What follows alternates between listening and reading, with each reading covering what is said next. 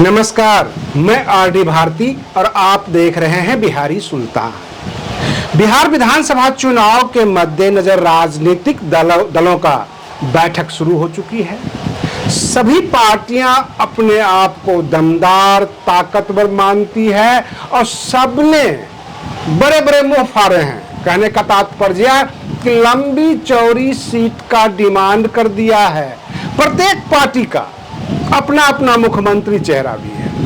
ऐसे ना महागठबंधन में ना एनडीए में क्लियर मैसेज नहीं है कि उस गठबंधन का मुख्यमंत्री चेहरा कौन होगा। ऐसे एनडीए में नीतीश कुमार जी सबसे सर्वप्रिय हैं एनडीए के सभी दलों के, तो वहां उतनी तकरार नहीं है जितनी कि महागठबंधन में।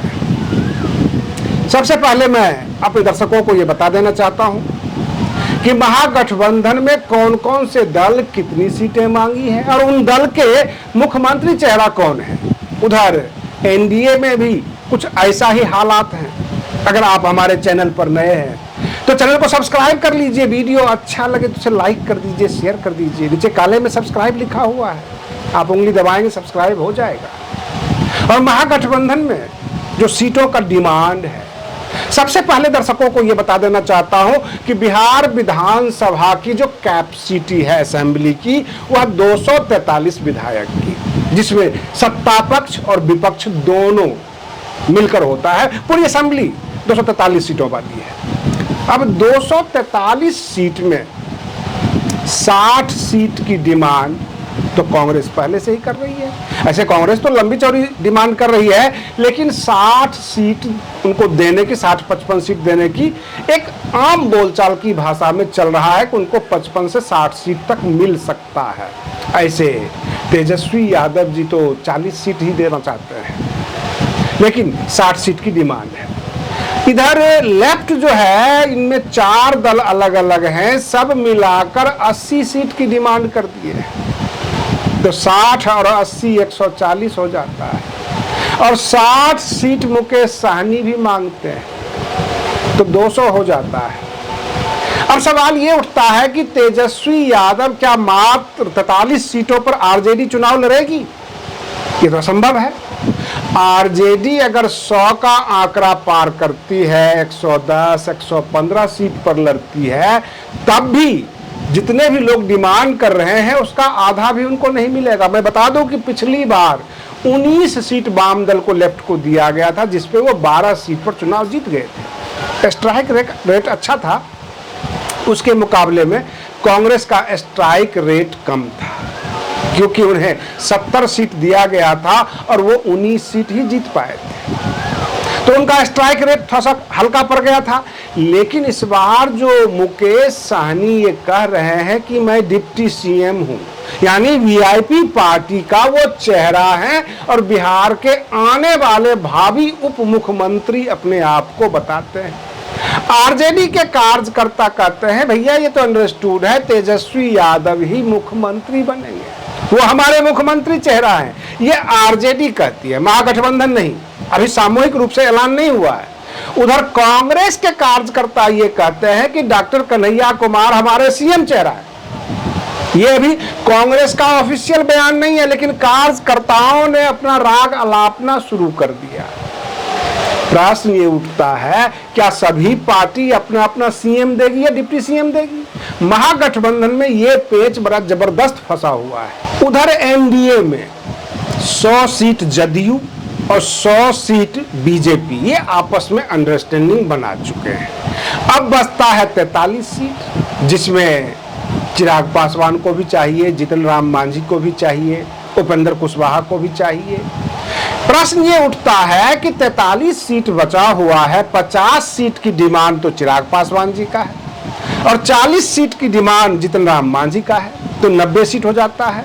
उपेंद्र कुशवाहा की भी कुछ डिमांड होगी, तो कुल मिला के अगर 100-150 सीट की डिमांड है, कैसे 43 में एडजस्ट होगा? ये समस्या जो है एनडीए के साथ है। हाँ, हम इस बात को मानते हैं कि चिराग पासवान जी के पास 5 सांसद हैं, तो अगर 5 सांसद में एक सांसद के ऊपर 5 सीट दे दिया जाए तो 25 सीट तो उनका जायज बन जाता है, तो 25 से 30। बाकी 13 सीट जो बचता है उसमें जो है जीतन राम मांझी अथवा उपेंद्र कुशवाहा जी को समेटना पड़ेगा, क्योंकि उनके पास जो जीतन राम मांझी के पास मात्र एक सांसद है, तो एक सांसद में वो 5 सीट के हकदार तो हो सकते हैं, ये 40 सीट की मांग करके बिल्कुल जो है वहां पर असहज की स्थिति उत्पन्न कर रहे हैं एनडीए के अंदर। सवाल ये उठता है कि बिहार के अंदर विकास कौन करेगा, अब असली मुख्यमंत्री चेहरा कौन है, किसके नाम पर जनता वोट देगी, अब ये चर्चा नहीं है। बस ये सोच रहे हैं कि कितना ज्यादा से ज्यादा सीट हम लपक सकते हैं, यानी लड़ाई टेबल पे है। अगर टेबल पर चुनाव जीत गए तो मैदान में भी जाके जीत जाएंगे। ये इनका स्ट्रेटजी बना हुआ है तमाम राजनीतिक दलों का। जो बेरोजगार युवा हैं, संघर्षशील युवा हैं, जो बहुत तरह के एग्जाम देते हैं, बीपीएससी, एसएससी, और अभी तक उन्हें नौकरियां नहीं मिल रही है, ऐसे युवाओं को डॉक्टर कन्हैया कुमार का भाषण, उनका अटैकिंग मोड, उनका संघर्ष ज्यादा अच्छा लगता है। तो कहते हैं कि doctor Kanhaiya Kumar best CM होगा बिहार का, उनको सीएम चेहरा बनना चाहिए। बहुत सारे जो राजनीतिक दल से जुड़े हुए हैं वो ये कहते हैं कि तेजस्वी यादव बेस्ट सीएम होंगे। हमारे दर्शक बेस्ट सीएम किसे मानते हैं, बिहार का अगला भविष्य कौन होना चाहिए? क्योंकि यह भी एक खबर निकल कर आई है कि जब जब कहा जाता है कि नीतीश कुमार जो है फ्लॉप हो रहे हैं, उनकी उम्र ज्यादा हो गई है, अब उनको वोट नहीं आएगा, उस चुनाव में उनको बहुत ज्यादा वोट आता है। जैसे कि 2020 के विधानसभा चुनाव में चाहे चिराग पासवान की स्ट्रेटजी हो, 43 पर सिमट गए थे नीतीश कुमार, तो लोगों में एक परसेप्शन बन गया था कि नीतीश कुमार अब फ्लॉप है, अब इनके नाम पर वोट नहीं मिलेगा। और जैसे ही लोकसभा चुनाव हुआ, 12 सांसद जिताकर नीतीश कुमार ने अपना पुराना रिकॉर्ड कायम कर दिया। क्या इस बार विधानसभा के चुनाव में नीतीश कुमार अपना पुराना रिकॉर्ड कायम करेंगे?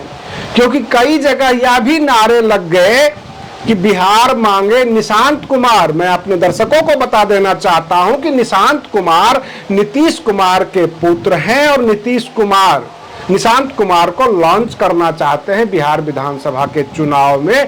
कि अगर कोई ये कहे कि इनकी उम्र ज्यादा हो गई है और सीटों की संख्या अगर हमारे पास ज्यादा हो तो हम निशांत कुमार को मुख्यमंत्री बना सके, ये हालात बनी हुई है। बिहारी सुल्तान चैनल पर आपको पल पल की खबरें पटना से आती रहेगी। आप बने रहिए बिहारी सुल्तान चैनल पर। हम फिर मिलते हैं अगले वीडियो में, तब तक के लिए धन्यवाद।